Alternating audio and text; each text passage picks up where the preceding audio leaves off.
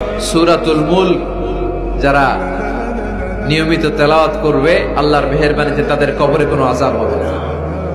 করতে রাজি আছেন? কথা কয় না। করতে রাজি আছেন সবাই? বিষ্ণুই বললেন এখানেই শেষ নয়, আরো আছে। শাফাআত লি সাহিবিহা, এই সূরাটা কিয়ামতের দিন এই সূরা যে তেলাওয়াত করবে তার পক্ষে সুপারিশ করবে। এজন্য বিষ্ণুই বললেন যে ব্যক্তি সূরাতুল মুলক নিয়মিত তেলাওয়াত করবে এই সূরাটা কিয়ামতের দিন ওই তেলাওয়াতকারীর জন্য আল্লাহর কাছে সুপারিশ করবে।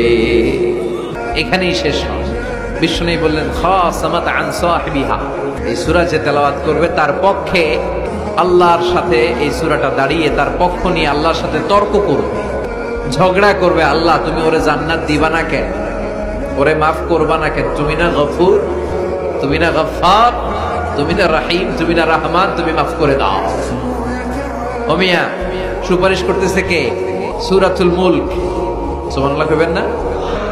কতক্ষণে তর্ক আল্লাহর সাথে সে চালাবে? হাত্তা আদখালাহুল্লাহুল জান্নাহ, যতক্ষণ না আল্লাহ তার জান্নাতে না ঢুকায়।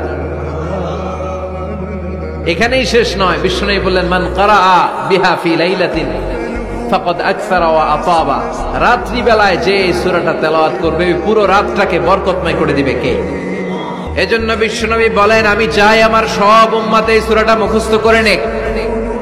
আমার চাই আমার ছোট বড় আবাল বৃদ্ধ বনিতা সব উম্মতের হৃদয়ের মধ্যে এই সূরাটা গাঁথা থাকে, মুখস্থ থাকে, হিফজ করা থাকে।